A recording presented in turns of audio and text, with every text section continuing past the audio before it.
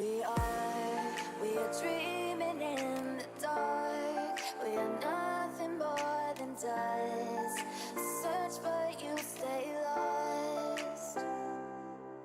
We are reaching for the stars, but we're making this too hard. And I wonder where you are. Mysterious, that's the part you always show. 'Cause you're too curious. Maybe you should take it slow. Mysterious, that's the part you always show. 'Cause you're too curious. Maybe you should take it slow.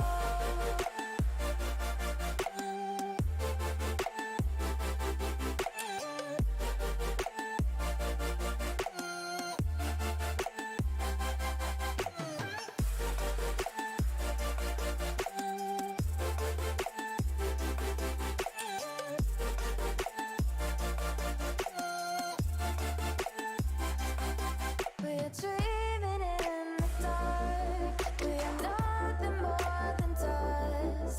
You search but you stay lost. We're reaching for the stars, but we're making this too hard. And I wonder where you are. Mysterious, that's the part you always show. 'Cause you're too curious. Maybe you should take it slow. Mysterious, that's the part you always show. 'Cause you're too curious. Maybe you should take it slow.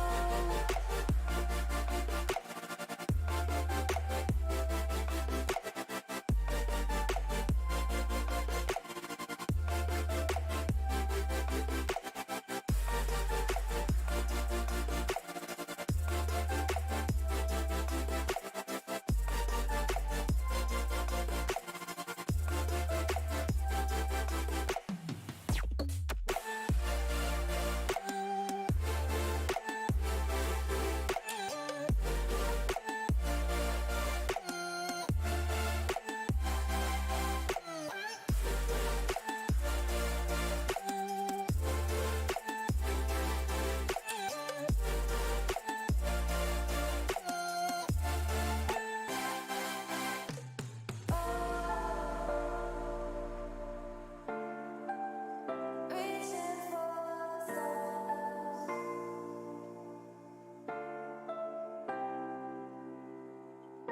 I wonder where I'm feeling great, and I want to mention that when I started Echo, one of the first videos I watched was Venom. So this is one of the most exciting times. I love Venom stuff. I watched it from the very beginning, so I'm so excited to have him here. Oh, Doc.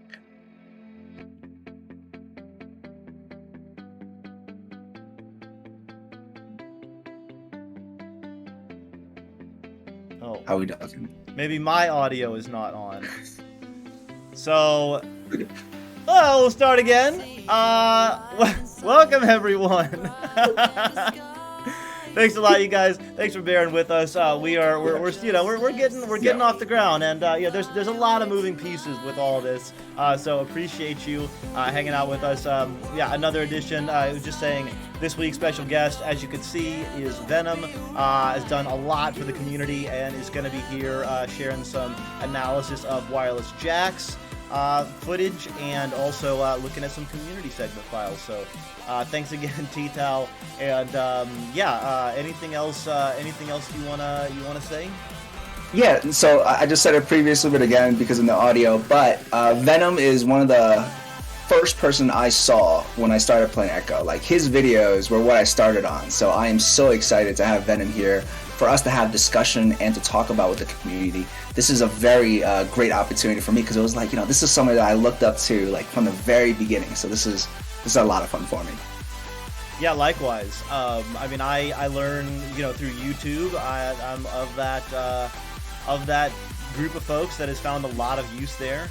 And so the first thing I did was I just typed in Echo Arena tutorial videos, and I found all these, shooting videos. Nexus in chat, same. So if you don't know, I'm sure we'll get a link sent out to Venom's YouTube channel, but lots of really good stuff in there from beginning to advanced, and super excited to have Venom here. So anything you wanna say, TTao, before we bring in the man? No, this is the man, the myth, the legend. We're ready. All right. The community's ready. The community is vibing, waiting. I can hear the roar of the crowd. It's palpable. So here we go. So welcome Venom. Good to see you. Good to have you here. Shit, that was awesome. Thanks, and just got you unmuted just in time to get the last part of what you're saying there. But anyway, thanks for joining us again. Obviously, a lot of people know you from your tutorial videos. Obviously, you're pretty active in the NEPA community and promoting a lot of community interaction there. And so just want to maybe start at the beginning. How did you first find Echo, and what were those first few days like? So, VR has always been like a passion of mine. I've been following it probably since 2015, 2016, and I eventually saved up enough money for like a PC to be able to run a Rift. Got all the equipment for it, and then I just started searching through for games. Happened to stumble upon Echo Arena and just fell in love with it. The movement, the fact that it was a sport in VR was just absolutely amazing to me, and so I just continued to follow through with it.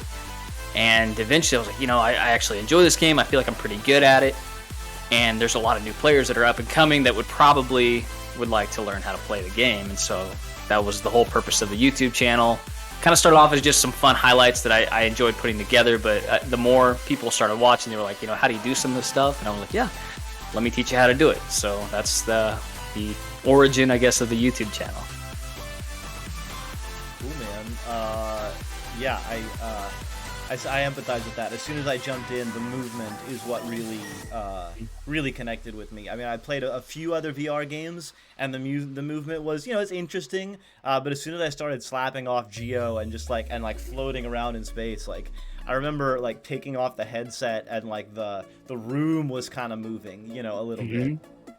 The amount of times I would kind of walk by a wall and push off of it in real life, just ridiculous. I was like, why am I doing this? But it's just habits you get. So. 100%. Also, by the way, at this point, whenever I have trash, I always wind up and overhand it. It is every single time. Whenever I got dirty laundry, I just overhand every single time, and I'm diming it. My wife doesn't like it, but I'm diming it. Oh, Awesome. I gotcha. So one of the as we're talking about beginnings, from the community, from Tropical Dude, one of his questions was, how'd you get your name? Well, that's a good question. So originally, when I started playing the game, I went by the tag, The Great Z. My name is Zach, so I eventually dropped it to Z, and then I was looking for something just more, YouTube worthy, I guess, something that would stand out a little bit. And I think the Venom movie was coming out, and I was like, I wonder if Venom's taken. So decided to, go with that, and it's never changed since. So that's me now. There's definitely a lot of black in the background right now. You definitely got that vibe going. Black color, yeah, exactly. Sure. This is just some basic questions, how we started, all that stuff. I know some of your experience, you got Florida Laser Shark in the background, you got Wireless Jack. We'd just love to hear about your experience, joining the competitive scene and being active there. Yeah, so I've been in the competitive scene since the ESL days. Maybe, I don't know if I made the first season. I hadn't quite just joined a team yet. I was playing at the time, but I didn't really understand how the competition stuff worked. But eventually I got into it, and ESL eventually ran its course, and VRML came out. And by that time, I was like, I had been playing with other people. They all had their own sort of, way that they ran teams, and I kind of had my own. And so I decided, I would like to, I think, captain my own team. That's where we started with Nova. That was with Ascend, Zesper, and Sir Dimwee. And, ran its course. It was a great team to play with. But eventually, I think Zesper got kind of burned out pretty easily. And so, or not easily, but just after a short period of time. So the team kind of fell apart, and I joined Wireless Jacks. And those are such a great group. We still play together every Monday night, occasionally Wednesdays, and I enjoy playing with them too. They have a very similar mentality about the game that I do, with just the way that they, it's more possession style, with occasionally sprinkling in that clear boost whenever we need to.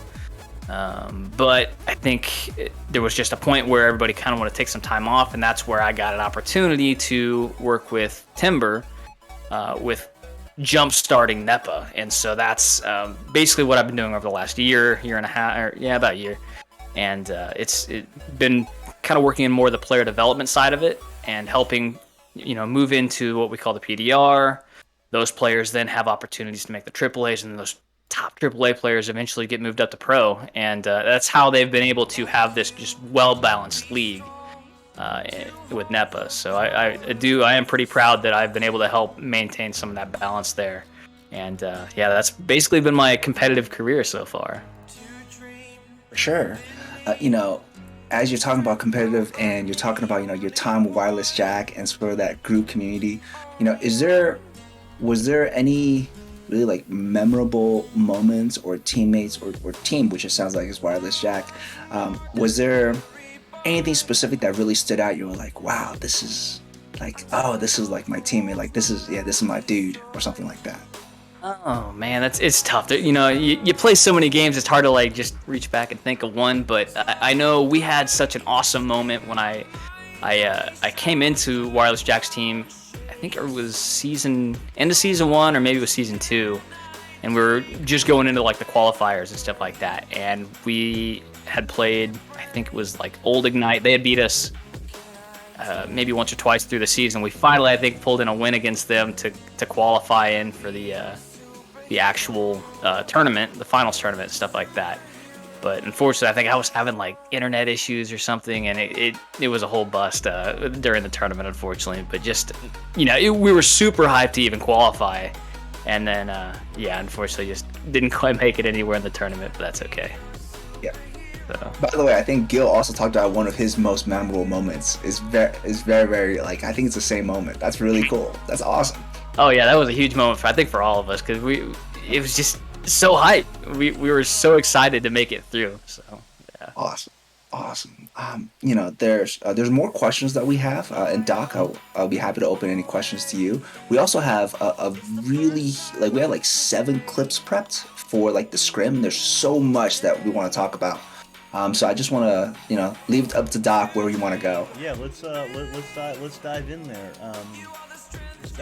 So here we go on the analysis screen. Oh man, everything is working. This is so cool. All right, cool. So you know the drill, folks. We're gonna play some clips. We're gonna show it. I'm gonna give the caster call off, and then we'll rewind it and have Venom break it down for us. So Venom, before we do, this is clip number 1. So this is focused on let's see where we are. So disc is passed backwards to Blitz. Oh, okay, yeah. So it's gonna be an offensive rollout. I think. Maybe that one didn't get. Maybe that one got clipped a little weird. I apologize. We might have to go to we can just go straight into 7. Actually, that's all right. That one might have got clipped weird. We'll go to clip 7 here. Give that a try. I tried using the little clip tool in the replay viewer. It is possible that like just the edge of it got like a little bit off to the side. The frame. You gotta like take the frame number. Absolutely. Okay. All right. So this is an offensive rollout here. They're going to be will.i.am passing over to the right side. Blitz now delivering down the stack, coming out, delivers it down low. Gilligan with the finish. Wow. Wait, Doc, you're not. We're on the guest screen. You gotta move to analysis. Oh It was so good. All right, let me rewind this. Let me rewind this. Rewind it. I swear we're gonna get our Rewind tech it. set up all good at some point. So okay, here we go. Wireless Jacks in blue, Blitz and will.i.am are in the tunnel 1. Gil and Venom in tunnel 5. Let's see them come out here. Take a look.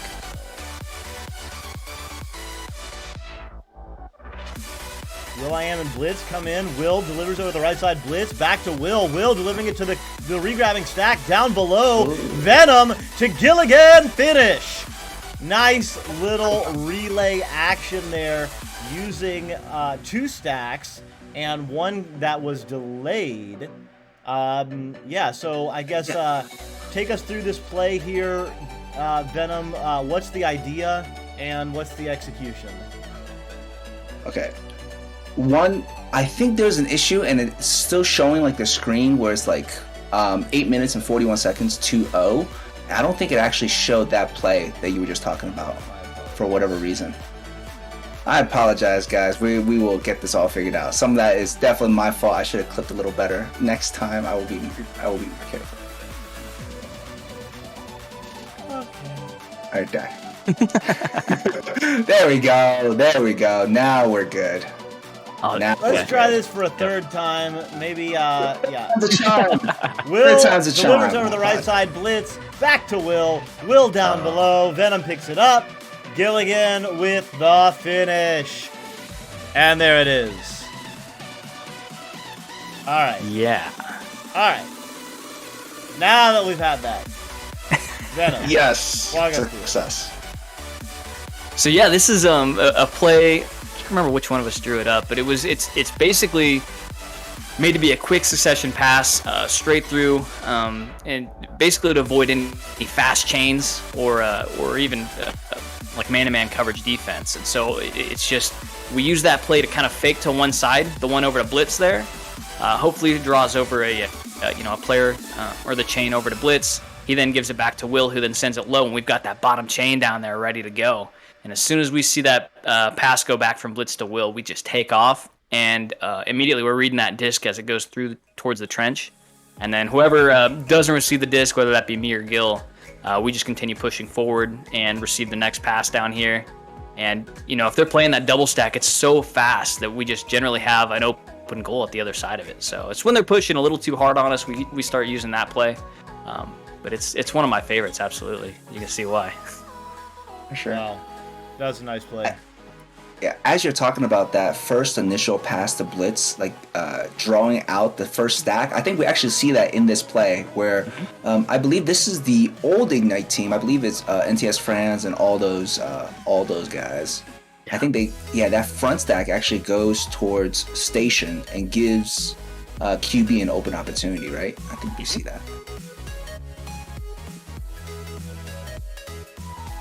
Yeah, friends Yeah, it looks like they maybe break up, or I don't know. Sometimes the viewer, it looks like they broke up for a second. Yeah, see they push right there. They do get faked out by that pass over.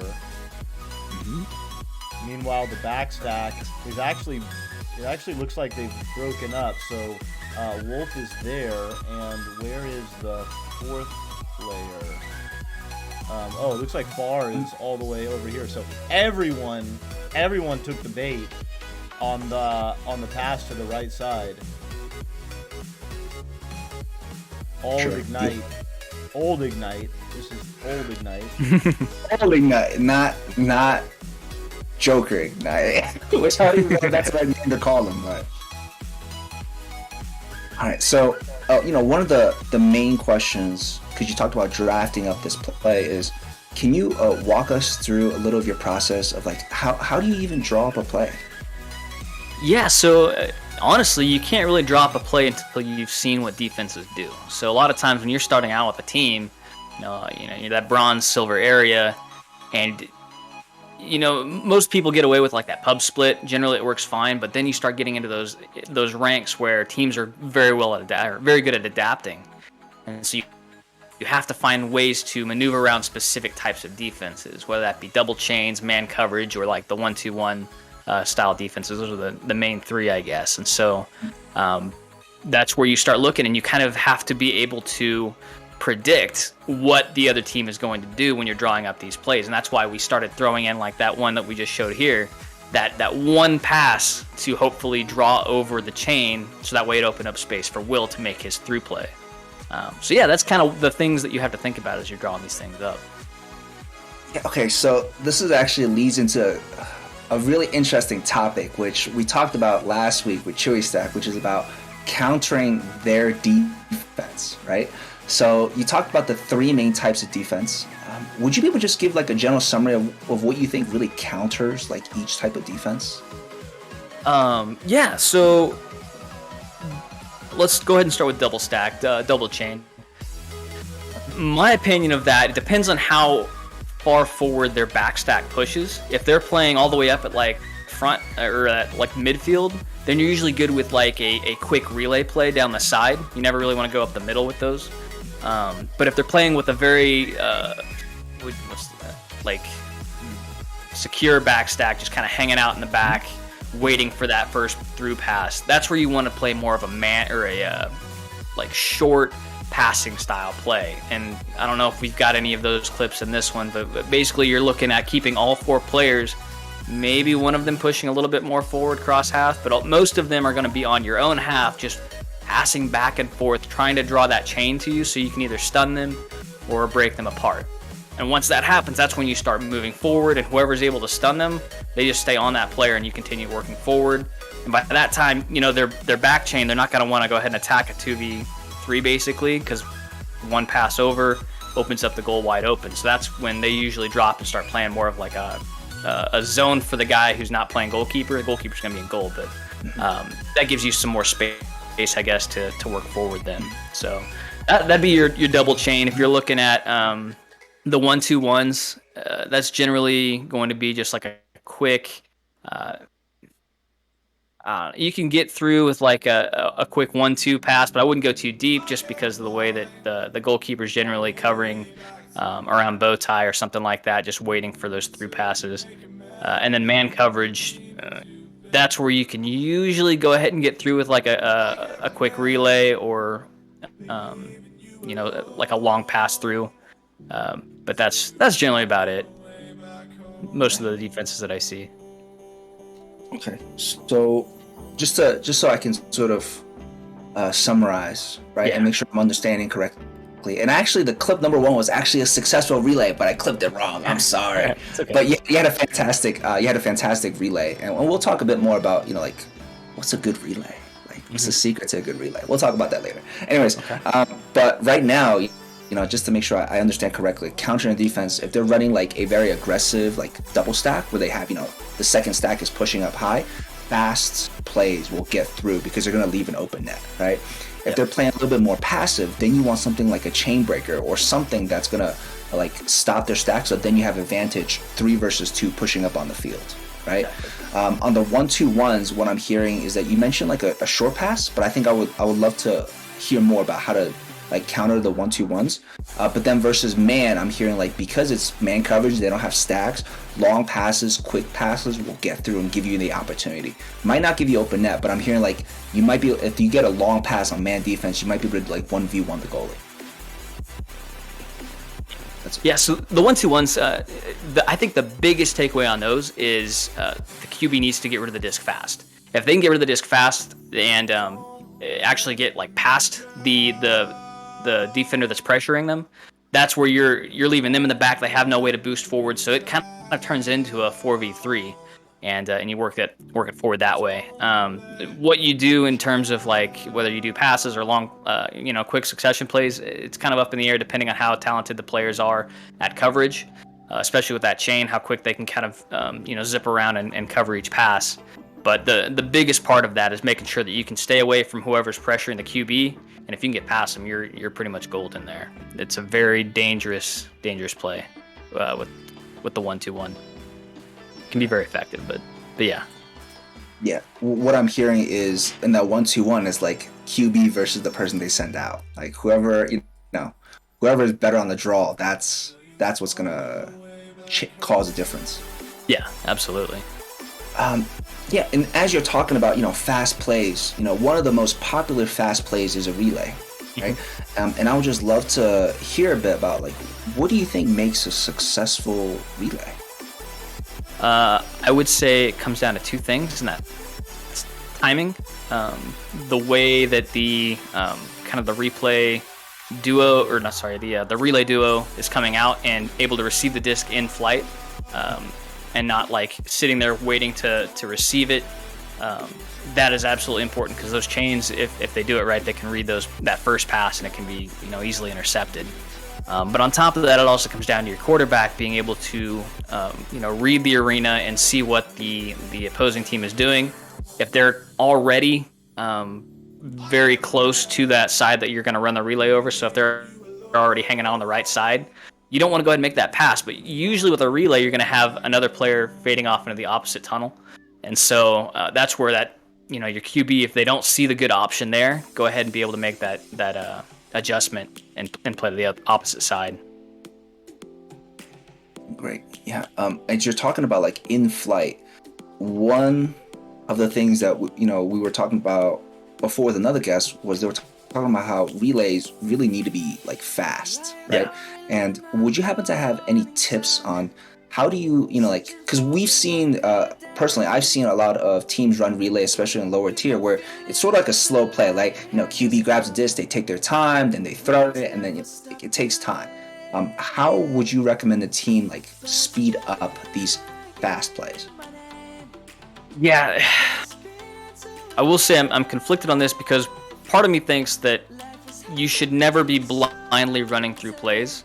That's why with any play that I run, typically, or draw up, there's always two options at least. There's not just you only have one guy to throw to, who then has another guy, and then so you're never running just one path. But on the other side of that, yeah, you do have to sometimes just be able to know, I'm going to throw here and expect that somebody will be in this exact area, and then he's going to receive the disc and immediately throw it. Might not even look.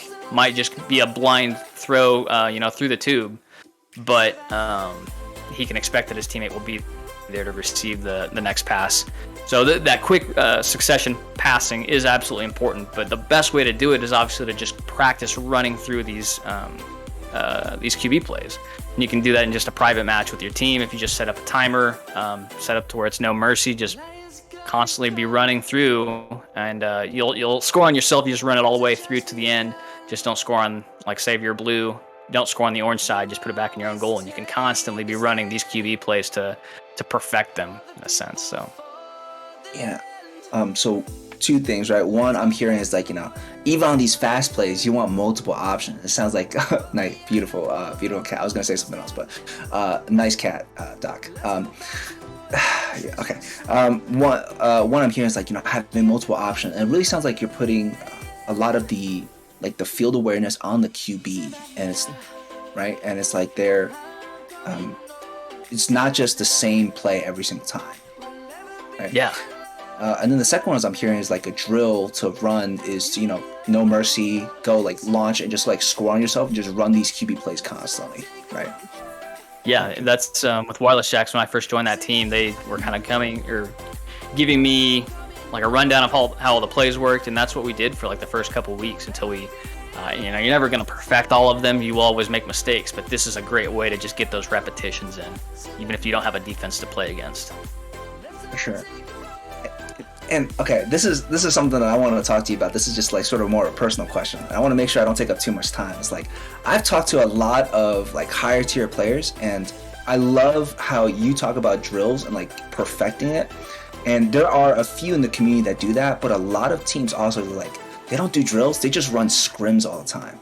And, like, that's a question of like what do you think is ideal for player development, as you're mentioning for the PDR, right? Like, how much would you say is scrims? How much would you say is drills? And does that change at all as you go through levels of play?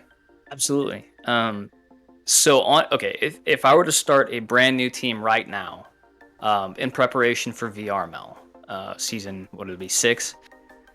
The first before the season even starts, we're going to be running drills. We're going to be making sure that we can do keep away drills, make sure that all of our passing is on target. We're not making a lot of mistakes right there, because missed passes are probably one of the biggest causes of losses, I think, in the game.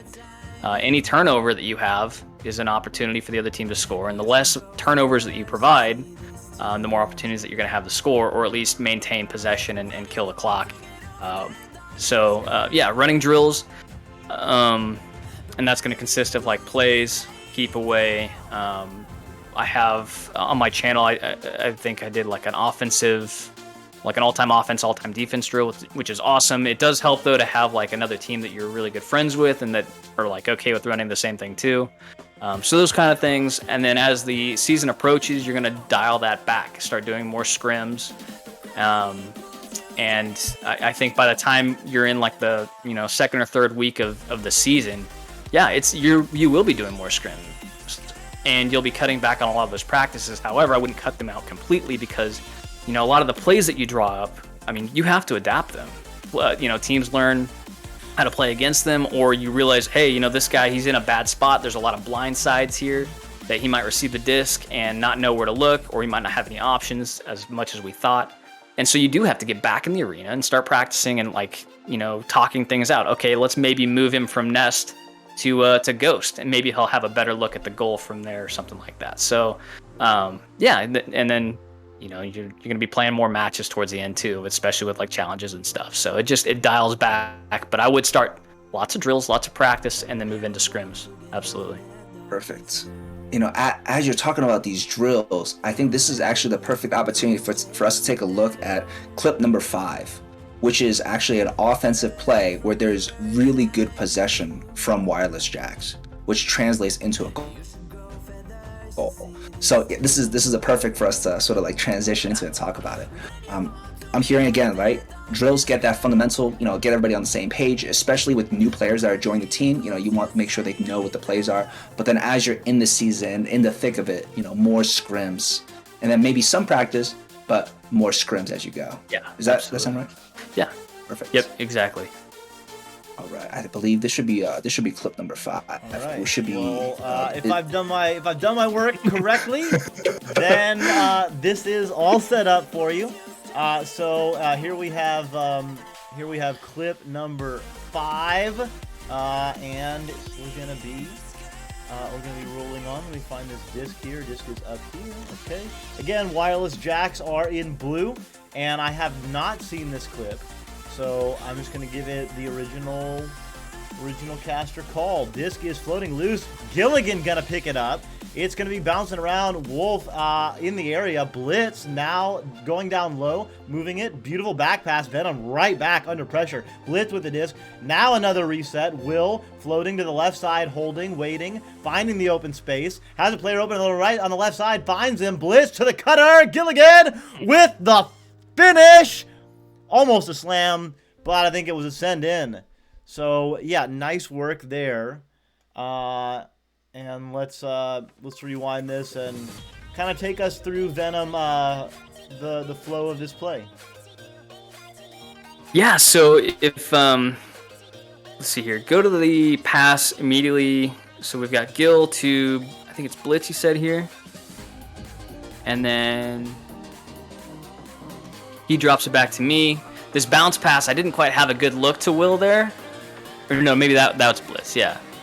And because there's somebody in between us, so I had to use the bounce pass, and then I was stunned out. Now I heard the call. If you pause there for a second, I think there was a point I felt like I could have reached the disc, but I heard Blitz call Will's name. That's a huge factor in this game when you start getting into these very quick, paced games.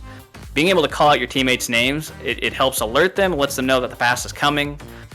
So I absolutely recommend anytime that you're either running drills or running scrims, use the players' names that when you're passing to them. It helps so much. Now here, I knew Will had the disc, and rather than moving forward and into the bubble, I saw that there's a player that I'm approaching here, and I actually stun him out so that way Will has a little bit more room to continue moving forward, or at least has time to make a decision with the disc. So NTS is out, and I continue moving forward now.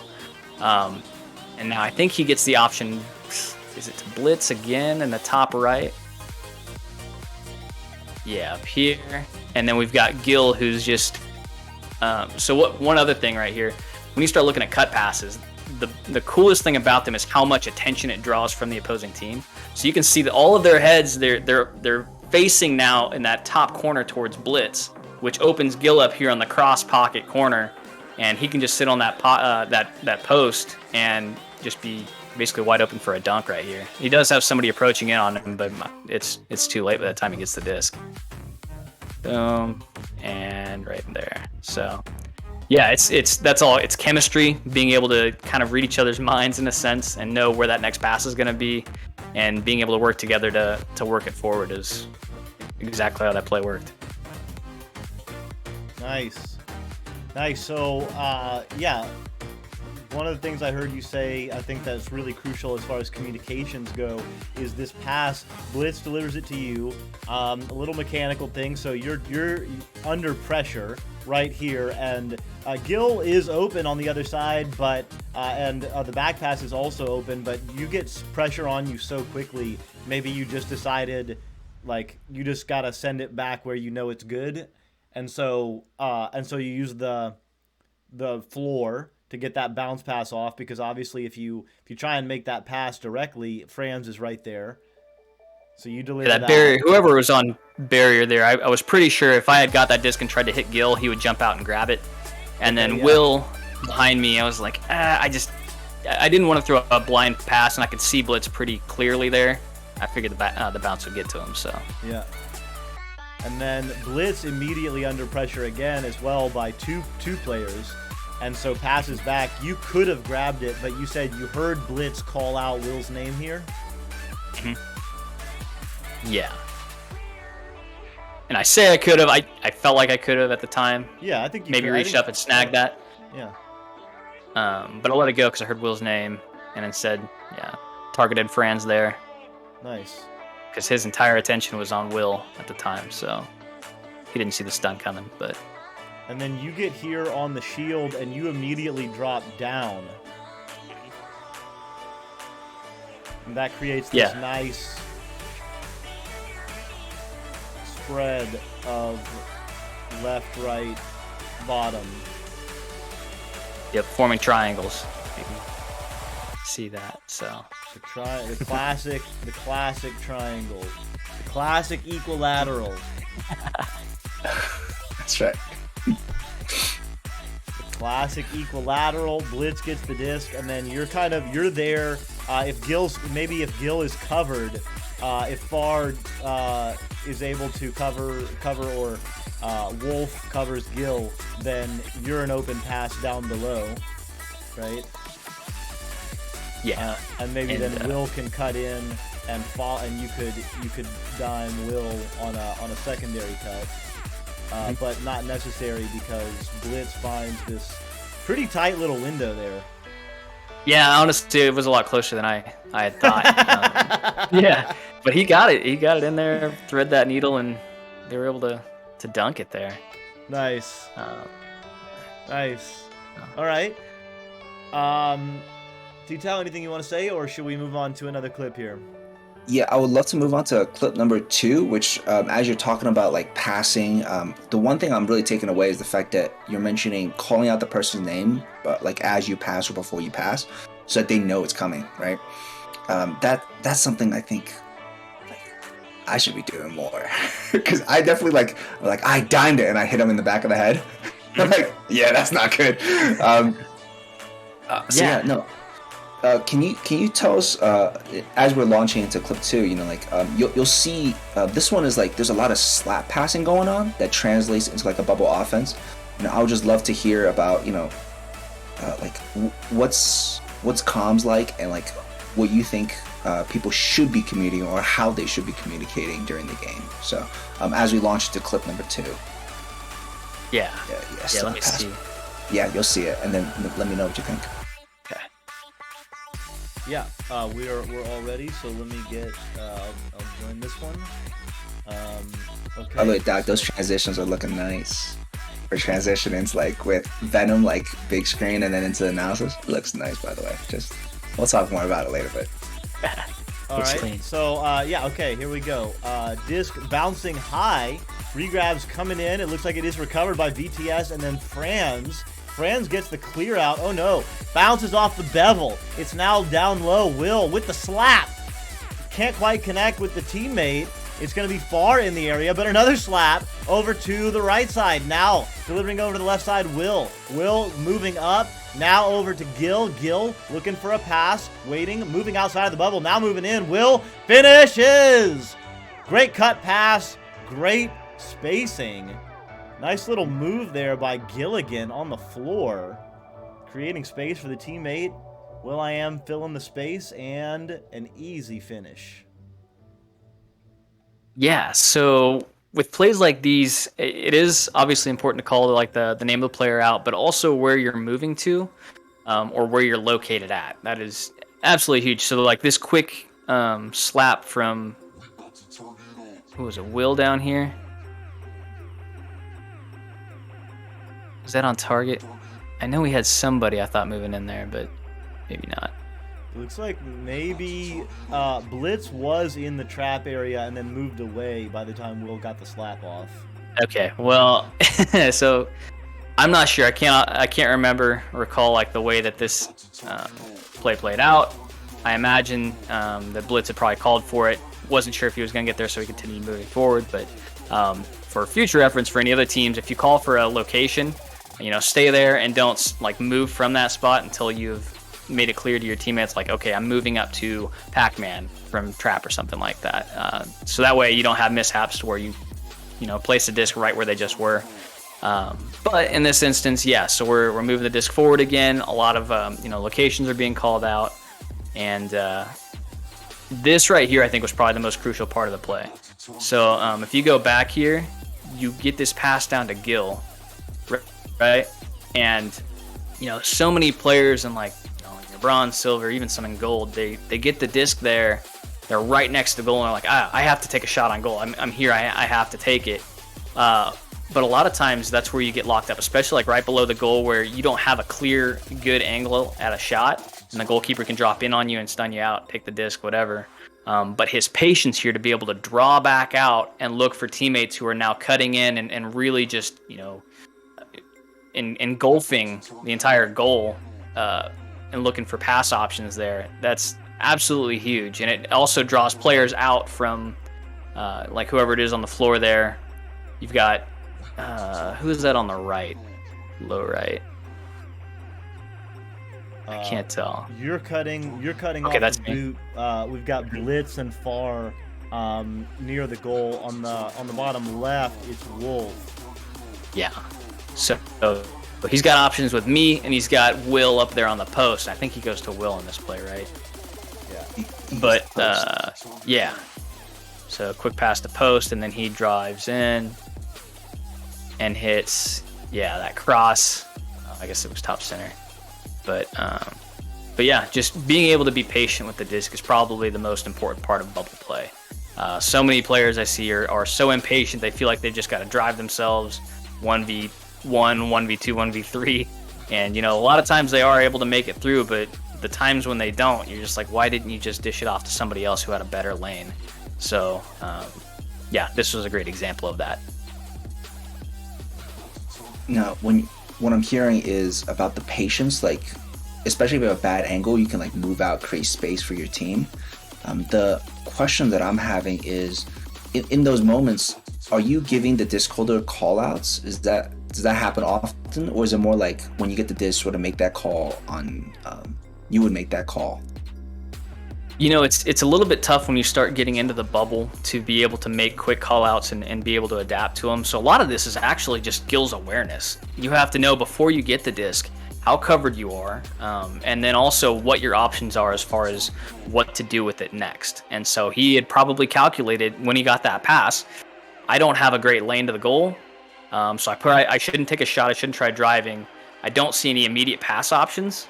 So if I get the disc, it's probably better for me to just drop back out a little bit further and open up and try to view and see who is actually going to be more open to take this shot. And that's exactly what he did.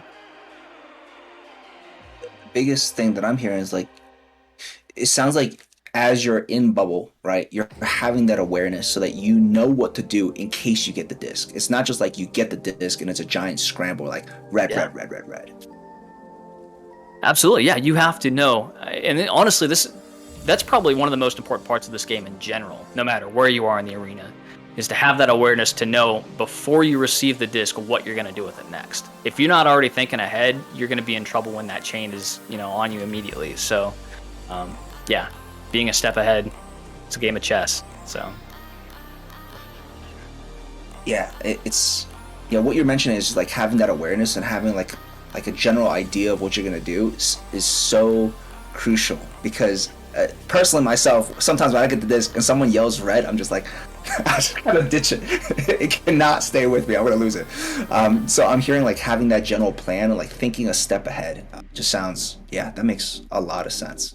Yeah. Anything you want to add to this, Doc? No, this is great. This is great. What clip should I queue up here?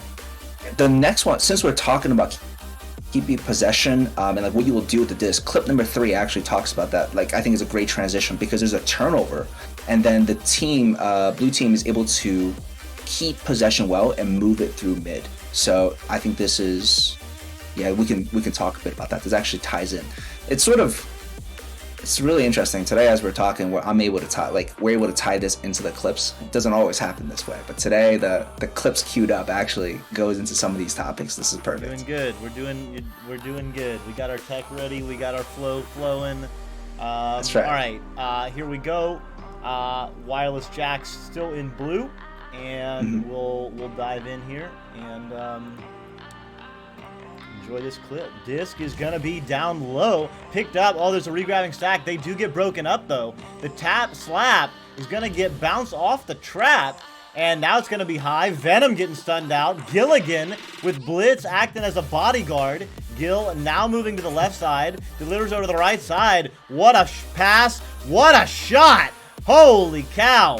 Blitz with the absolute strike and the dimer from Gilligan, passing through a very contested area through multiple geo and finding the moving Blitz. Nice finish. Yeah, one of the major questions I sort of want to dial in is when Gilligan is able to touch a disc and he's able to get that possession. So roughly disc bounces, I believe, off. Yeah, right there, bounces off. He's able to get disc right before he passes it over for the score. So right around there. Yeah, right around here. This is what I'm really curious about. Is like the main question I have is, what do you do when you get a turnover? What should we be thinking about? Like, what's the general plan? So this is where the whole team just needs to be on the same page about how you want to approach the way that you go into turnovers. I prefer a much more methodical, slow way to move the disc forward from one side of the arena to the next. There are teams that prefer to just get it down there as quick as possible because it's going to have the much more higher possibility of like a 3-point open shot for a goal. So personally, in these sorts of situations, what I'm looking for is either a quick reset pass back to like the goalkeeper or that pass back to Gil, who is open. Now, one of my favorite things to do is whenever a turnover happens is to have basically everybody drop to the floor and get open. And what that actually does is it basically takes out all of the geo, from blocking your view. You can now see everybody, and you don't have any, blocks, preventing pass lanes. On top of that, you've also left the opposing team, the defense, up higher in the arena. So by dropping down, you open up a lot of space. Now, with this particular play, it just happened to work out that Gil was able to push wide. And that's another thing. You don't really ever want to push too much just through the center of the arena. It's a lot like soccer. I don't know if you guys ever played soccer, but you typically need to get to the ball wide and just play the boundaries as close as possible, because that way, as you do, you actually are able to see much more of the field of play than being in the middle, because now you have a blind side, all basically behind you, versus if you got a wall to your, like Gil has to the left, he knows that there's nobody that's going to be able to approach him from back there. So that happened, and then Blitz, he was able to push through the tubes there and get open for that wide open pass, and had an open shot. So that's one of those things where we didn't exactly have to work it forward too slowly. We had the opportunity, so he took it. So when you're getting a turnover, it sounds like you're trying to create some time so it's less of a scramble. You would see the whole field. Yeah, right. Exactly. Yeah. Either with the reset or dropping the floor. It sounds like one of the goals is to like get out of that like, oh, I just got it. It's like a scramble kind of mindset. Mm-hmm. Yeah, and some teams they are able to play the clear chain game very well, where they get the turnover and immediately they just chuck it down to the other side and hope that they've got two teammates that are ready to get together. I've done a lot of analytical look at this, and quite honestly, you don't have, there are some players who can get together very quickly and they've got super fast chains, but from what I've seen, you have a much smaller chance of working a disc into the bubble whenever you do clear chain and able to possess it than you do if you actually work it forward by passing. And that's just, the way that I continue to. I'm a very, like I said, analytical person. I go by the statistics, and if the statistics say pass it forward, work it forward, I'm going to go that route than the clear chain. That's super interesting, Venom. What statistics are you using to do that analysis, or how are you thinking through that numerically or quantitatively? Yeah, so there was a point in time during the Laser Sharks season where I broke down. It was a couple games basically, and it was, any time that we sent the disc down and we didn't receive it on the other side, if the other team got it, they counted against us. If we happened to get it and scored, that was a good, or at least got a shot off. That was a way to say that, yeah, it was a good clear chain, succession of play. But I also broke down when we passed the disc forward, the percentage was a lot higher that we actually were able to take a shot on goal that route than the clear chain. So definitely recommend it if you're analytical like I am. Go back, break down a couple of your games and see, try both different ways and see which one works better. It's fascinating. Yeah. I will say that real quick. Oh, before we move on, that may also come into play with the type of headset you're on. I know the Quest 2s can be a little, in my opinion, less accurate. So by passing, you may run into a lot more missed passes that way. So clearing might be more beneficial, but on a CV1, it's generally pretty accurate and you can make those successive passes. So just depends on how you play. Yeah, and not just a headset, but also like which level you're at, right? If you're kind of just starting off, like I remember when my team was like bronze, silver, and even like gold. The danger with that slow controlled style of passing is if you miss one pass, that could be an easy turnaround and an easy score. So there was a time where I kind of just said, like, guys, if you get the disc and you're under pressure, just fling it to the other side, and we'll fight over there. So that can be another consideration. Yeah, and to go along with that, this is partly why I really recommend those like keep away drills, because it takes away that panic when you get the disc and it's a turnover. You are able to play around in a small little area with your teammates, like say it was the same side or opposite side. It doesn't matter because you're so used to it. You've already been, trained in that. So keep away drills super effective when it comes down to maintaining possession on your own side. I would love to hear more about the keep away drill, but before we do that, we have one more clip we should talk about, and we'll talk about the drills and stuff as we move into the community section. The last one I want to take a look at is clip number 4, which is as you're talking about stacking. This is a stack from Wireless Jazz coming back on defense and is able to what's really interesting about this play, and we'll see it, is the fact that the stack doesn't actually come back and chase the disc holder. They go and try to sack the cut pass. And I thought that was a very interesting decision from the stack. It works, right? Like it was able to recover disc, and I'm just curious, how that decision making came to pass. We're like, okay, we're gonna chase disc versus we're gonna chase the pass option.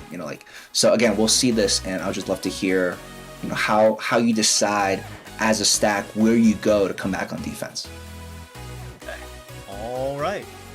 So here we go. Wolf with the disc. Venom and Gilligan are the regrabbing stack here. And it looks like we have a couple players keeping out, waiting in the tube there. So let's see what happens here. Wolf with the disc under pressure from the front stack. Venom gets stunned out. Gil hanging on. Now they move. Now they've broken up again. So a little bit of pressure there. Now they're coming in. Oh! Goes to NTS Franz right on time. That was perfect timing. That would have been an easy score or a very difficult save for will.i.am in the goal, going one-on-one against the goalie. But instead, the backstack comes in right on time, just as Franz was about to get it and fling it out. Venom with the stop.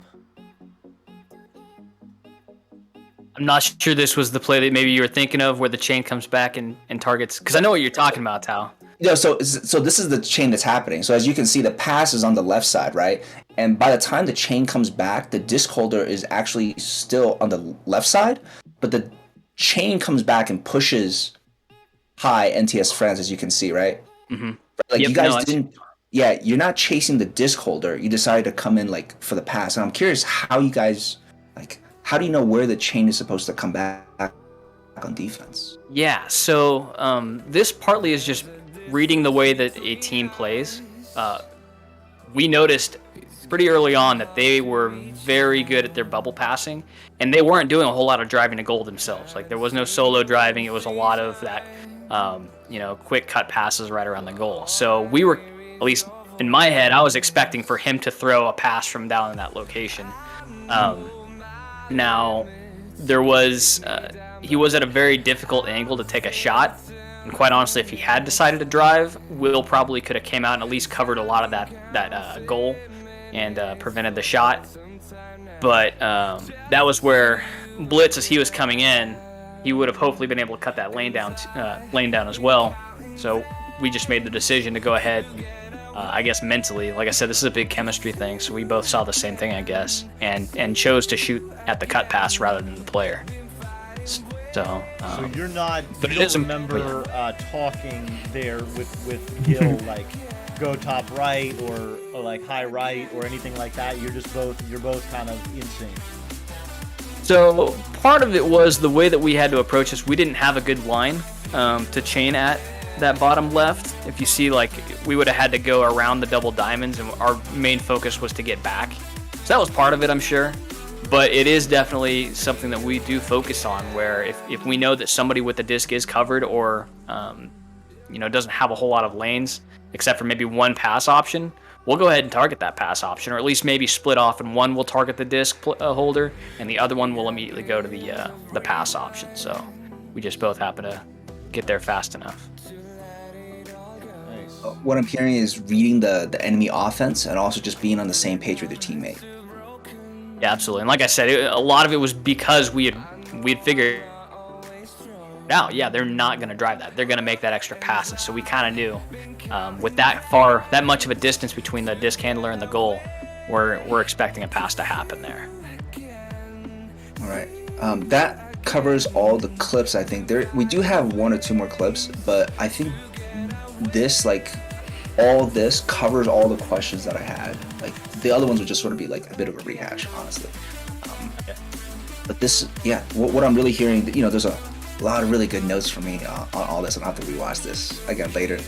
But especially on coming back from defense, I'm hearing is that you're reading the offense and you're just trying to, you're trying to do the thing that's going to be trying to like if they drive in a lot, I imagine you're going to try to target them more with the disc as you're coming back on defense, right? Yeah, absolutely. If you're seeing them constantly, like, there are some players, I don't want to call out names, that you just know anytime they have the disc around the bubble, they're going to make a line to the goal. But we had noticed, with this Ignite team, old Ignite, they didn't do that, so we didn't have to worry about it, I guess. Perfect. All right.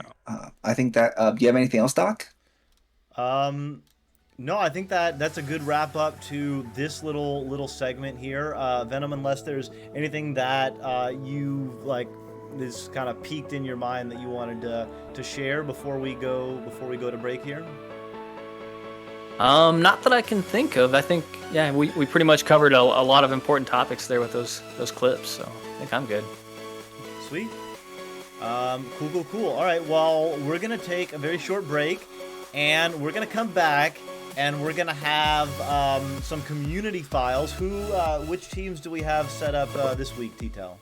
Yes, we're actually taking a look at TTao Academy team. So TTao community, as some of you know, is a very active community that's 18 plus, and they're doing a few teams where like they're doing like that sort of player development, but much more casual. And these teams are in that sort of, I would say, like bronze/silver range. Some of them are very new. And we're going to be taking a look at some of their gameplay. They got some really good questions already prepped, so I'm excited to do that. Sweet. All right, well, everyone stick around, grab a snack, whatever, chill out. We've got some music for you. We're vibing. We're going to come back with those community files and also, of course, the Steez of the Week. So, all right, enjoy, and we will be right back.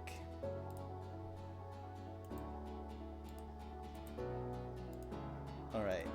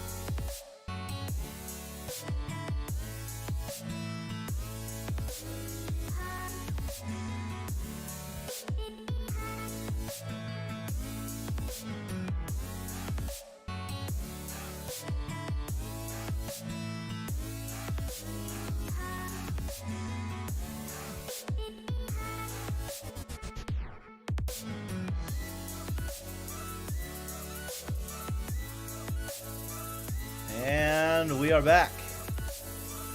Welcome back, everybody. I guess welcome back to ourselves. We're the ones who left. Y'all have been vibing, chilling, enjoying life. So of course, this is one of my favorite times, and that is the Steez of the Week. And this week we've got a good one. TTao, what is our Steez? Sure. So we have our Steez of the Week is actually coming from the EU LAN, and it was an absolutely amazing goal from like defense got it, and I don't even know if it was a real goal or not, but you can see it.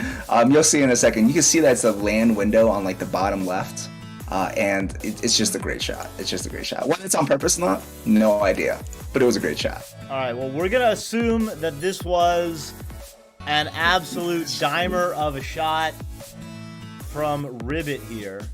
So let's unmute it, and I think we take it down a little bit. All right, and we can play this up. Oh, there's no sound. Ribbit with the disc off the pole, taking a, I guess it's a cloud shot. Oh no! All the way into the goal. Dead center pocket from 66 meters out. Ribbit. I'm gonna say planned.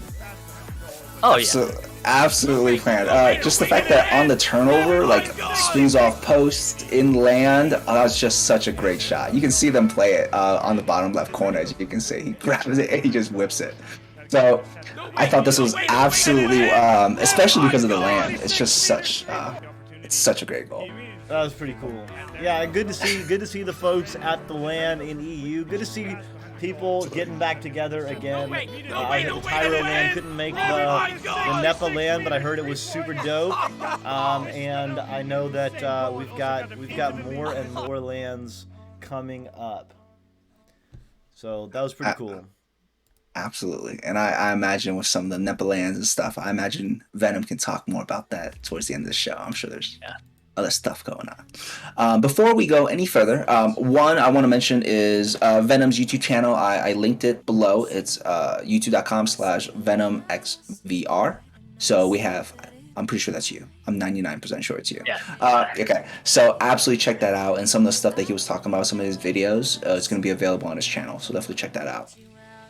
We're going to be moving into community segment. So we're going to be taking a look at Tyro team, some of the academy teams. And they have some questions ready for us. So why don't we take a look at some of the clips? Oh yeah, in order is perfect. We're gonna take a look at some of the community segment clips. I believe there's just 3 clips, and we got some basic questions for some of them, right? So why don't we sort of like rock through them as we go? So like we'll go through clip number 1. I'll ask a question. You can sort of focus on that as you're going through the clip, or actually, should I ask the question first before we bring up the clip? Sure. That might help. Cue us up. Yeah. Okay. So the first one is going to be, I believe it's a clear and boost, but it wasn't super successful. One of the main questions is, how do you form stacks better after a turnover? And now, I want to preface this. You mentioned during before, not just to randomly whip it, to keep possession, right? So this is the situation where these are like bronze, silver teams, and as Doc was mentioning, when you get the disc, just whip it. If it's on their half, it's not our problem. One of the questions, how do you form stacks faster, especially on like a turnover where it's like a little messy? And we'll take a look at that clip. Yeah. Okay.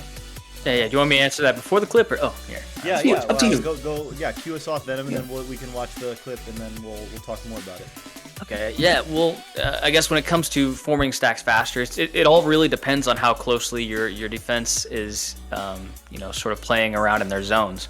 So if your players are much more spread out playing their man coverage or something like that, it's going to take them much more closer or like more time to get together whenever a turnover happens and to move downfield. So I think a lot of the teams that have a lot of success with those quick transitions from turnover to clear to chain, they generally play a lot closer, maybe into their bubble, and so, or at least have a couple players that are closer together, so that way immediately after it happens, they can turn, hit each other, and go.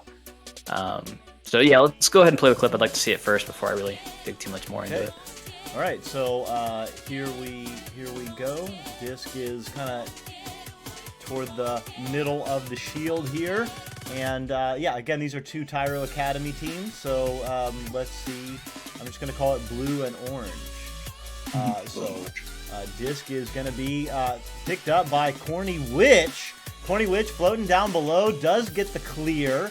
Stacks are kind of a little bit slow to develop. The blue team does pick it up and runs back, gets the disc, and now sends it back the other way. although the stacks coming the other way are also kind of breaking up, and that's a shot, but a little bit wide. Can you tell us just about where you wanted to see? Yeah, that's about it. Yeah, that's about it. It's just that the initial, when you can see an initial, right? You see that orange gets a turnover, they're able to clear the disc, but there's just a bit of a lag, and blue is able to get there first. Yeah, so right around there, I believe. Yeah, right around there is perfect. Yeah, right around there. Perfect. As you can see, right? Okay. So, first off, you never want to... This is my opinion. I don't know. There are probably some other teams that would say differently, that just you need to get the disc out. That's just going to be your best opportunity for it. But I don't think you should clear the disc until you know you have a chain ready. There's no reason to send this disc out yet. He's got space. He could move to the floor and use that opportunity to kind of juke around until his teammates are together. But instead, he just sends it forward. And right now, I think the other maybe issue is that there's not enough communication in the back, like behind him, on who needs to get together or come back to form the chain. They all three just seem to be floating forward together, and it takes, I mean, I don't think there's a single chain put together until they all get almost halfway down the field, if I recall correctly. Yeah. So, yeah, here somebody needs to be calling back for the chain. That would probably be the biggest issue. Now, one of my other things is I know a lot of people, like when they get their chains together and there's somebody holding the disc, the chain just sits there and they wait and they're like, okay, go ahead and send it forward. Go ahead and move downfield. It really kind of drives me crazy when I have a chain just sitting like on barrier while I'm maybe down in the trench or something like that. And you focus a lot of dedication on really improving your accuracy in this game, because that's super important.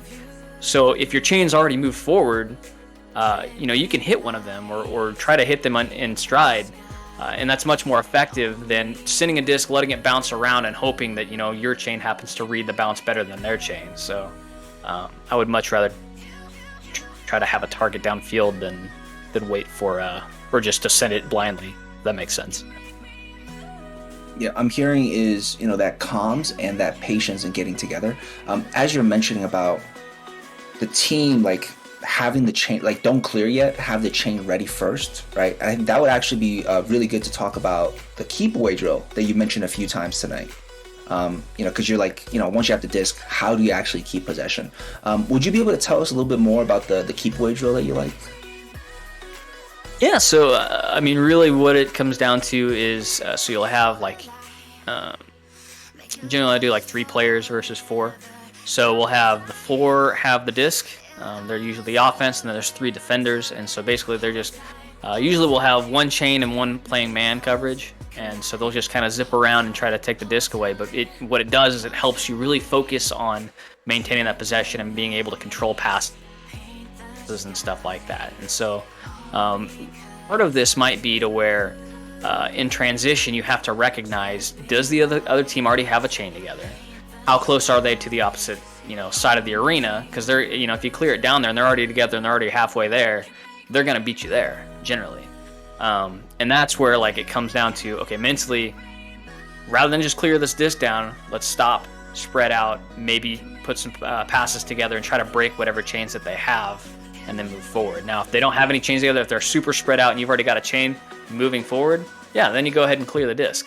So it just kind of comes down to being able to adapt to the way that the opposing team's defense is. Yeah, as we're talking about all of this, the biggest thing that I'm getting is that Doc would call 5-head, right? It's like there's you're thinking about how the enemy is playing and you're trying to counteract them, and it's not just like we're just gonna do the one thing that we always do, right? One thing before we move on, also as you're talking about keep away drill, I think one of the videos you created was called Team Drills, and I think that actually highlights it, right?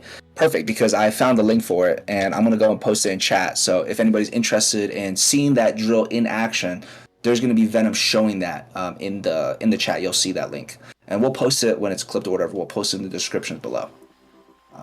And the reason I know what video it is because I watched that video like a year ago. So I know exactly what he's talking about. I watched that video. I remember.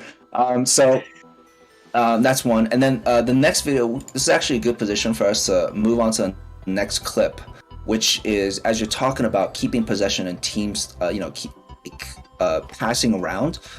One thing is offensive positioning, right? One of the questions, how do you set up for offense? And, you say you buy time for your teammates so that they can set up. How should they set up? Is there, guidelines? Is there a rule of thumb? I know some people talk about going to the extreme of the field, right? So if you have a teammate on left side, go right side, they go high, go low, I would just love to hear from you about how teams should be positioned. And our clip number 2 from the TTao Academy team showcases one of their offenses where they're positioning, and I would just love to hear how you think their positioning could be better. Okay, and I just wanted to mention a couple things that Venom said that I thought was really key about this clip that we just watched here. First of all, great jump out of the goal by Corny Witch.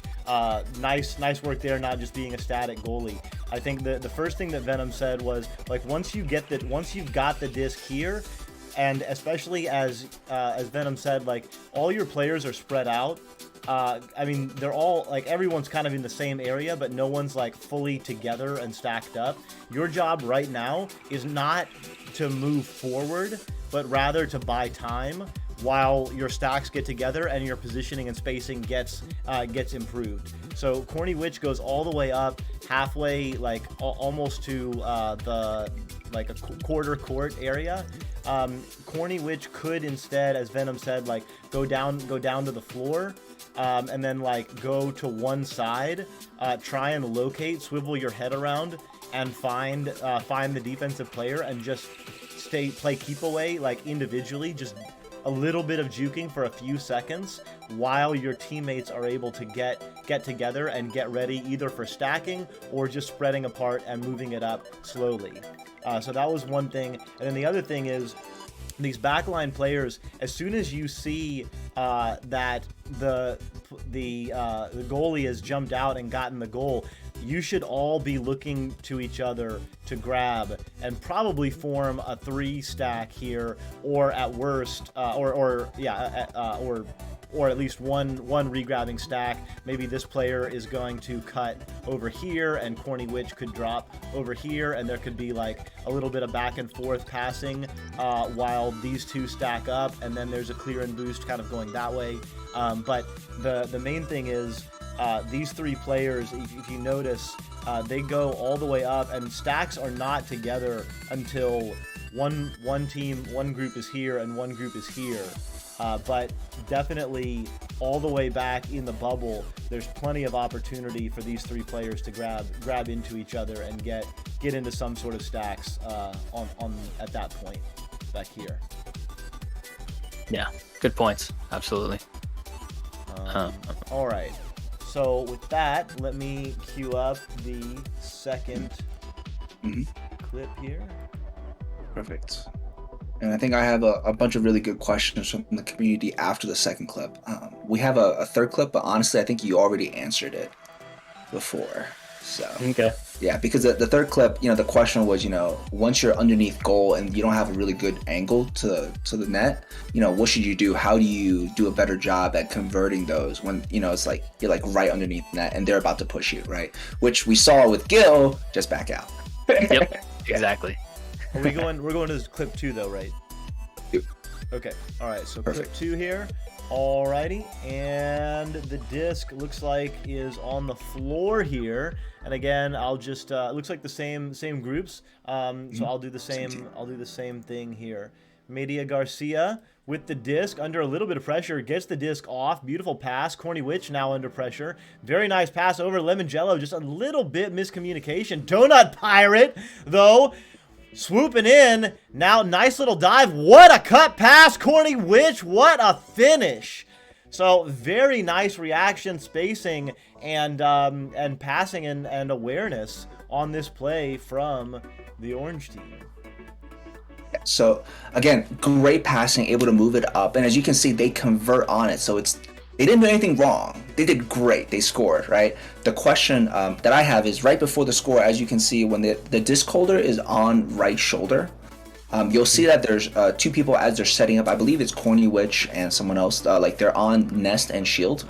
So right, yeah, a little past this. So you'll see what I mean, and we'll freeze frame in a bit. Right around there, yeah, right around there, right? Okay. Yeah.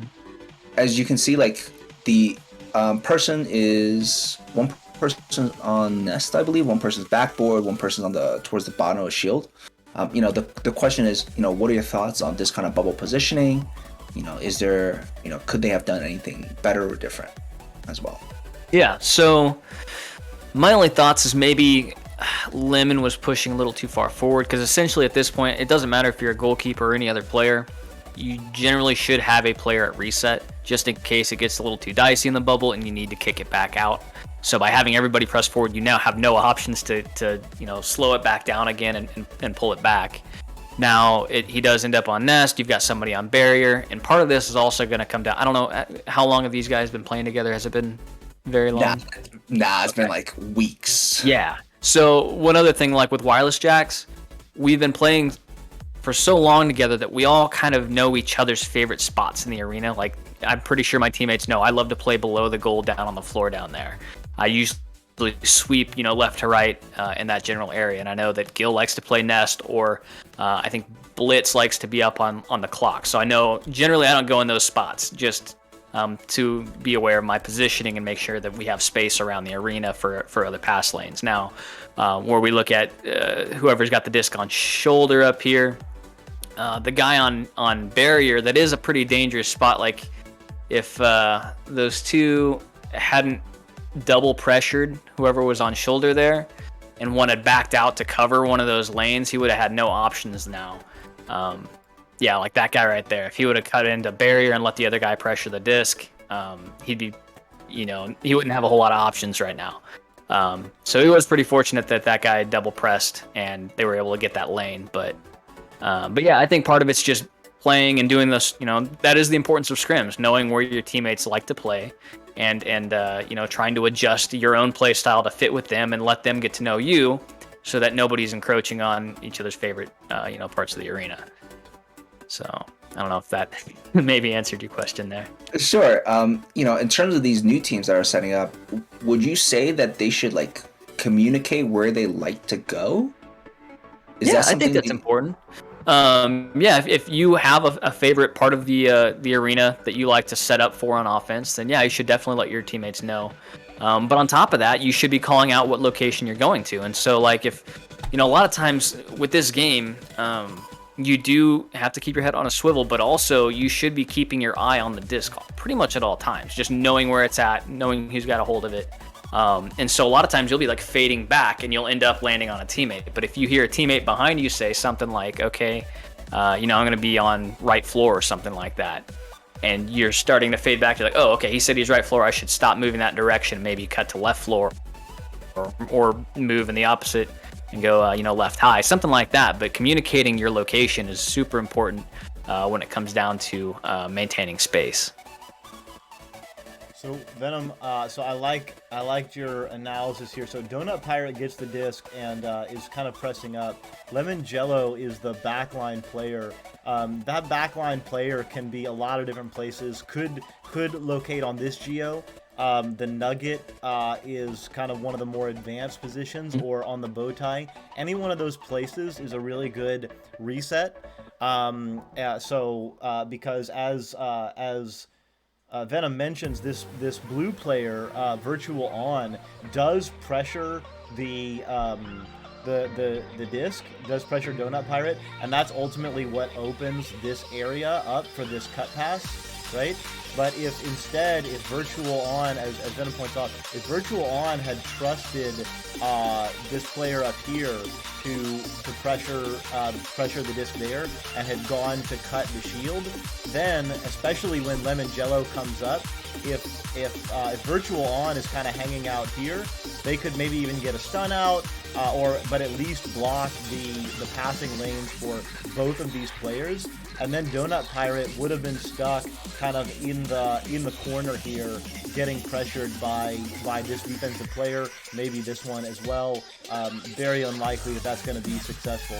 But instead, if all of that had happened and Lemon Jello is hanging out on the bow tie or the nugget, then with Virtual on over here blocking this, there's a clear line of sight back pass there, or again could have been up over on the cloud area up here, so could have been a back pass to there as well. Oh, one of the things I'm hearing is that be careful committing 4 people into enemy bubble.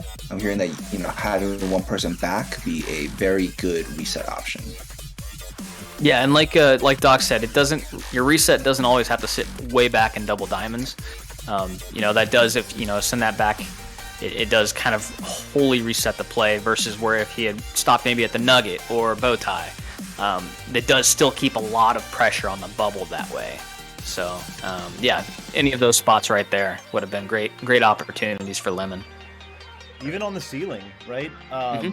Even just kind of like hanging out up here, just anywhere where you can keep a line of sight with that offensive player and be kind of behind them, so that once they do get under pressure, if there's no alternative, then you're right there ready. Sweet. The other final thing I think is some feedback for defense, and what I'm hearing from Doc and Venom is, you know, that virtual on pushing when the other person was close as well. I think that might have been a comm issue. I'm not even sure if Virtual was even able to see the other person because of shoulder, but it sounds like the double commit on defense allowed some of those cut options to happen, whereas if everybody was sort of playing their man or playing their zone, it could have reduced the cut options. Yeah, and honestly, like, one of the most tough things to defend in this game is a player on the geos of, like an offensive player with the disc who is on post or shoulder, because that's a lot of basically surface area that they can juke around on, and anybody who's covering them, say you go up, they go low, and then all of a sudden they've got a very close range drive to goal. So I understand why maybe he wanted to just potentially sneak up and double cover that guy, but you do have to trust your defenders, and, you know, say he does push in and score, you know, it's a bummer, but at least you did your job and maintained your, you know, kept your defense on the right guy. And also you would have had the goalkeeper being a back opportunity to, I guess, make the save in case he does break through the guy that was covering shoulder. So, yeah, don't overcommit. Yeah, and noticing, I guess Matvy, saying coach gave him a challenge. They could only score if they were all in the bubble. So yeah, I mean that's a good, you know, drill to run maybe. I guess I would say sure. Just watch this spacing here where you've got 2 players kind of in the same area, and one player on defense could have covered both. This player on the shield could maybe cut to one of the boots or maybe the floor, maybe even opposite post. Just anywhere that you can create a little bit of separation, because yeah, as we mentioned, if Virtual On had cut to the shield, then both of you are gonna get covered. Oh, corny witch. Okay, cool. Yeah. Yeah. You can actually see this really well if you actually go behind the, like, on backboard and then look at both players. So from behind, a little bit more to the left. Perfect. Yeah. So move the clock forward just a little bit. So as I believe Donut Pirate is going to throw the cut, you'll see that 2 players are in a very similar lane, right? Like, so a little lower. So yeah, go put the camera a little lower for me. So look at Donut Pirate. So you'll see what I'm talking about. Yeah. So right there. Yeah. So as you can see, right, like, you see how the lane is very close. You see that lane? Like, it's very close to each other, which is not necessarily bad. It's just that if the person on Nest maybe cut a little higher, or it could have opened up more options. Just a thought. Yeah. Cool. But nice work, you guys. That was really good spacing and flow. I mean, the fact that you can do that kind of play, just keep working on that. Just like notice what felt good about that, and just keep duplicating that. You're gonna be fine. For sure. Exactly. Yeah. Some of a lot of the players that we're watching right now are in chat, and we're talking about, which is really cool. Now, this is actually an important segment, which is I collected a bunch of questions from the community, from some of these academy teams, and they really wanted to ask you these questions. And I think this is actually a good point to do it, unless, Doc, you want to talk about something before that. No, that sounds good. Yeah. Perfect. So one of the major, you answered a few of these questions as we go, so we're not going to rehash the same questions. But one of them, one of the questions from Nexus121 is when your team is deciding on a strategy, like versus a different team, and as you talked about reading their defense, reading their offense, how do you decide on a strategy? Do you watch their VODs before? Do you just watch what they're doing as you play and just do it on the fly? How do you pick a strategy versus a certain team? Yeah, so if the VOD is available, if you are playing a team that has been casted, you should absolutely watch the way that, and it doesn't have to be all together with your teams, but at least as an individual, watch the opposing team's VOD, get an idea of the way that they approach on defense. If they're running double stacks all the time, if they typically run a man coverage, try to get ahead of that, so that way when you come into the game, you should also predetermine if the team is running this, we're going to go ahead and run this. It's double stack, we're going to run chain breaker kind of offense. So going into that, and then if they adapt, you need to have a plan ahead, strategize. Okay, if they start running man coverage to counteract our chain breakers, then we need to switch to more quick relays, something like that. But the worst things that can happen is you go in without a plan, one team adapts to you, and then you never adapt back, and that's where you see those games where you might blow a team out 20-0 on round one. Round two, they were like, okay, in between rounds, they talk it over and say, okay, this is what this other team's doing, blah, blah, blah, blah. And they come back and they beat you, maybe by a little bit, and then you still don't adapt, and then the next time they just roll you over because they have completely figured you out. So you always have to be able to strategize and think ahead with the teams that you're playing against. Oh, what I'm hearing is have a plan, and what's really important is adapting, especially if the enemy team's adapting, you better adapt back. Yeah, have a plan for how they are going to adapt, because it's a lot like rock paper scissors with this game. If you've been throwing rock the whole time, they're going to start throwing paper, but if they start throwing paper, you start throwing a scissor in there. So if that makes sense. So perfect. Yeah. Okay. Great answer to that question. I have sort of two questions that are sort of tied into each other, so I'm just gonna ask you sort of both, right? One is, what do you think is some of the best habits or reflexes to develop for Echo, right? And then the other question is sort of like what are some of the off the court habits for teams? Is there any habits? So sort of like a dual question. In terms of Echo, is there any habits you really think everybody should, start to work on or develop, especially for newer players? And does that translate to anything off court? So first off, I would say the biggest thing is not to panic. I see so many players at the entry level where it's like they get the disc and they haven't been, like we talked about earlier, thinking ahead, thinking what I'm going to do with the disc once I get it. And then, part of it's like maybe their teams aren't making the right call outs or calling out fast enough. So they just panic and chuck the disc downfield where they had, 10 meters worth of space that they could have held onto the disc and juked around. So please don't panic when you get the disc. I think that would help tremendously for a lot of players. And quite honestly, I think it was with Nova, and I don't know if Demi's still in the chat there. He might be able to confirm this. I told the guys, look, we're not going to do clears. We're going to play this next scrim, maybe a round where I don't care if you're heavily covered, don't clear, because what it's going to do is show you generally how much space you actually have, and it's going to give you a little bit more confidence on, maybe you have a little bit of space, how well you can juke around and at least make more space for your teammates to get open for that next pass. So I would recommend any teams that are getting started out, try running a scrim where there's no clears, or at least a round or two, just to get that feeling. I think those are great. Those are great tips. I mean, and in general, run a scrim with a focus like that. It could be no clears. It could be I forget who gave us this one, but only one person can communicate for the entire team, and you switch player by round. You know, you can have different focuses, but just don't think of a scrim as something you need to win in order to like be successful. You need to work on something and have fun. Obviously, have fun.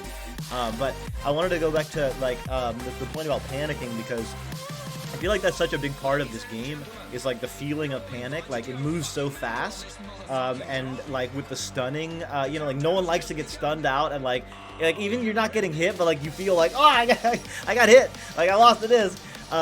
Like two things that you mentioned during this show that I think are really helpful with not panicking. One is that communication. So knowing where your teammates are and where the opponents are, the more that you develop that awareness of where everyone is in the arena, the more you get a sense of how much time you have before someone might stun you out. And the other one is related to that last clip, or the first clip we saw with Corny Witch. If they can just drop to the floor and get used to like dropping to somewhere, getting your back to a wall, juking a little bit, finding, just swiveling your head a little bit, seeing what's going on, and just like practice a little bit of floor or like wall juking so that you're comfortable creating space for just a couple of seconds. If you have those two things, awareness of the arena and the ability to create just a couple of seconds of distance between defensive pressure, those go a long way, for me at least, in like settling me down and not feeling like I'm gonna panic clear all the time. Like honestly, I still panic clear all the time. I still take panic shots all the time. So like, you know, don't feel bad. You're in good company. Do yeah, as we do. I just have to chime in. Do as we say, not as we do. Don't watch our casted matches. Yeah, exactly. Don't look up Doc Education. Don't look up Team Amoeba or Echoholics. Yeah. So I want to mention that was the question was from Farsight and from Media Garcia. Just want to give you guys a shout out. And in terms of one habit, if I had to talk about for newer players, is to actually block before you touch the disc and after you touch the disc. So just like before you, like if you're just chasing a disc and you're tunnel visioning, just block as you tunnel vision. Ideally you don't tunnel vision, but if you're gonna tunnel vision, block as you tunnel vision. Okay, and then after you throw, just block right away. Just get in the habit of throw and block. And the other thing is, if you hear the audio cue of someone grabbing onto you and you don't hear friendly, just get used to blocking right away. Like you hear someone grab you, just block. And if you hear friendly, then get in a position for auto grab. I think if everybody just blocked more, a lot of that stunning, as Doc was mentioning, just like it'll just decrease. And you'll see it a lot in casted matches where at high levels, where I saw it where it was like, I think it was Strambisky, he took a shot and goal, it went into the net, and then he blocked. Like there's no reason he should be blocking because he just scored, right? But it's like that's that muscle memory, that's that habit. So that's one. Now another question for you. Let me pull that up real quick. I'll make sure I got the right person. Okay, yeah. One of the questions from Zori4 is, what are some of your favorite drills to run? Man, so I just put out, I guess this depends if you're talking team or personal.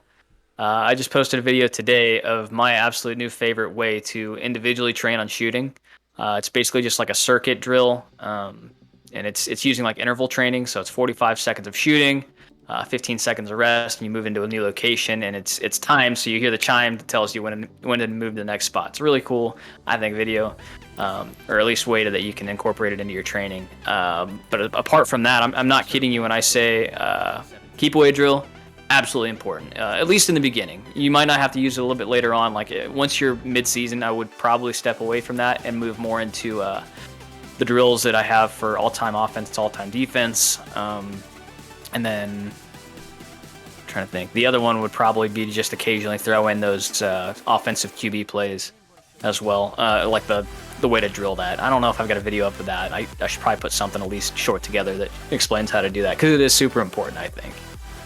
So Yeah, and we linked in chat to some of the videos. The offensive circuit that you just mentioned is already in chat. I posted it and Doc posted it as well. We got it twice, so Cool. please check that out. Thank you. And again, you got some of the team drills as we mentioned before, and some solo drills. There's some fantastic drills. Some of the drills that Venom posted a while back, I still do on a regular basis. Man, I'll just sit there, just aim at one of the spots on the wall, throw it, then catch it back, and then throw it again.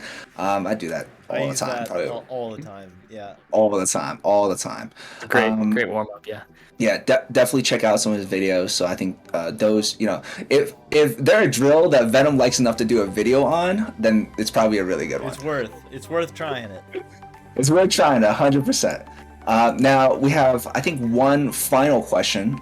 This is from Nexus again, right? It's a hypothetical. You sort of answer this a little bit, but if you had one team, like 1 month to get a team ready for like a match, and if you win, you get like a cash prize, right? Like just because it's like a bit of stakes. How would you train that team? If they were gonna fight, I don't know. They're like sort of like somewhat equal skill level, but they're probably gonna face a team that's a little harder than them, right? Like, how would you prep a team if you had 1 month? Like, if they win, like you get a good chunk of cash. So if I remember right, it was to play in a diamond match. Is that correct? Yeah. How, it's like, yeah. How would you prep a team if they were about to like play a diamond match, and if they win, you get like a chunk of cash? Okay. One other question: how developed are these players? Like, do they know how to regrab? I would say, let's just say they're similar to some of the play that we saw today, right? You got some passing, you got some, but it's not like they're super clean, right? Like they know the general idea of the play, right? Yep.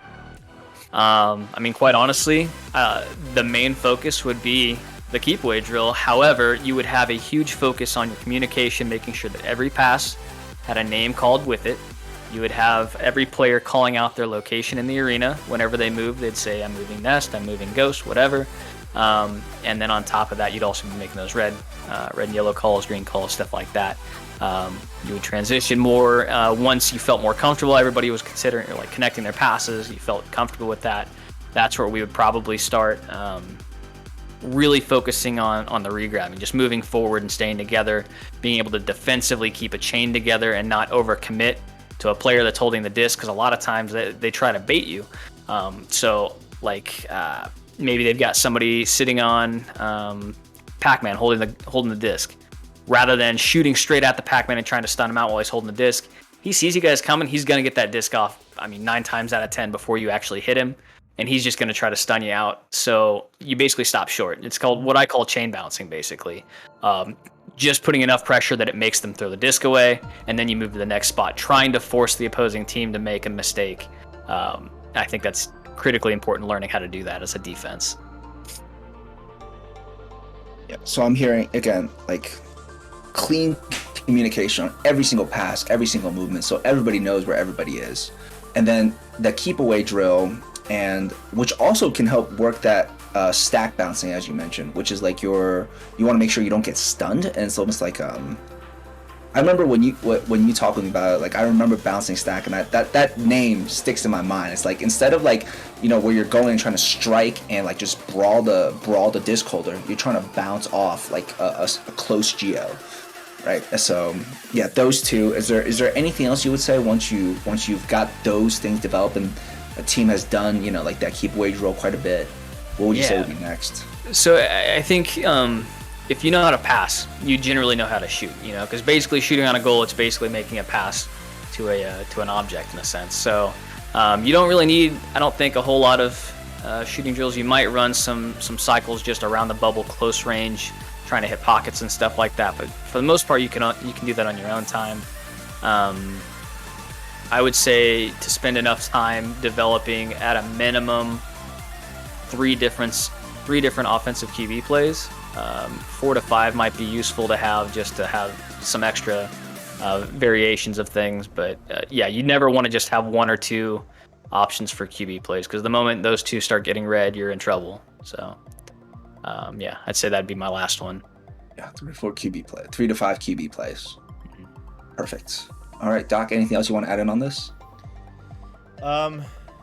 This has been so great. I guess the thing that I think is really key, Venom, you touched on it quite a bit though, is regrabbing as well.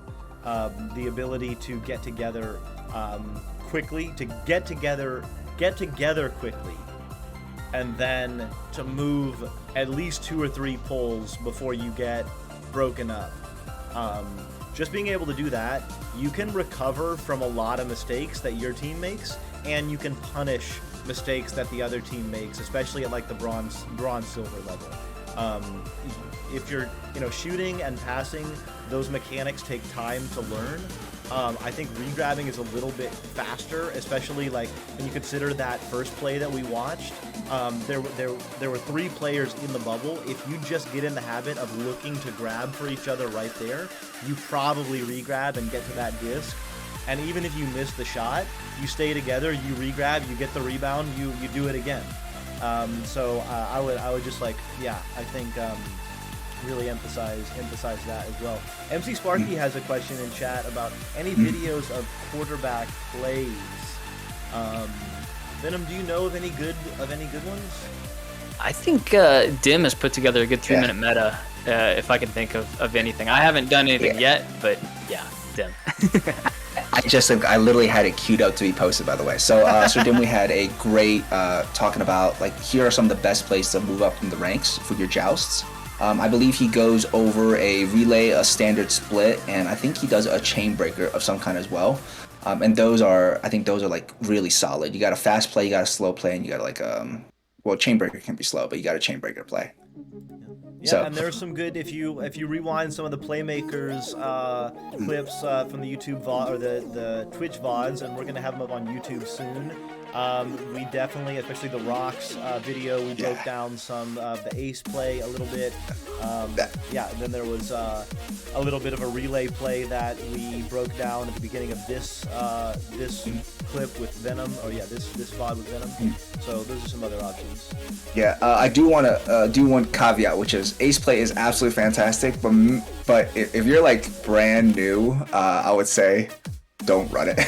Like wait just a little bit because it really depends on your stacking and being able to juke, and especially if you're inverting and going to ceiling, like some people just don't even invert at the lower tiers. Yeah, so I would say ace play is absolutely fantastic, but don't like pull it out like mid match. You know what I mean? Like practice it a little bit first.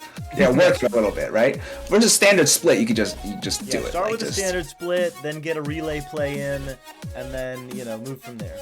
Yeah, do ace, and then watch our first video, which is like breaking it down. Like I don't think anybody broke down like a dribble QB joust the way Rocks did. I think that was one of the most detailed I've ever seen of how to do like a dribble, like how to split up, like how you adapt it. It's very interesting. Definitely check it out. It's fun. All right, well. We do need to be closing down here. I know TTao's got a scrim to go to. It's a batch. Venom, thank you so much. Is there anything you want to plug? I mean, we'll drop your YouTube channel again. But yeah, anything else you want to mention about what you're doing with NEPA or anything else? Yeah, so for sure, if you're gonna look at any of my social media, I would say my top 3 is gonna be YouTube, Instagram, and Twitter. Tweets let you guys know when I've started doing match reviews. Basically, if I'm gonna do one, I might ask, hey, what do you guys think? Which team should I look into?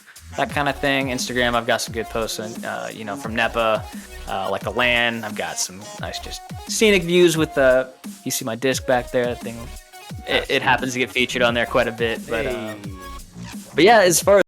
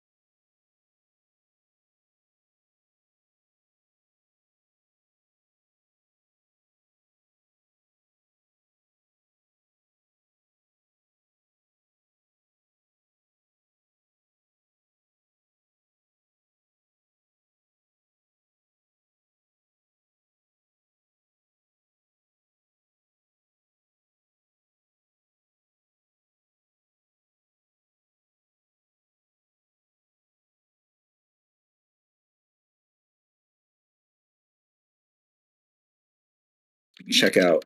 Yeah, we'll just type in chat. Check out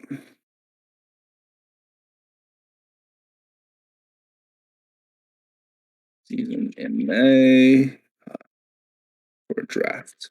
Oh, we got audio Yeah, back. okay, audio back. Anyways, let's What have we Venom missed? just sort of plug. I think just probably the plug most likely.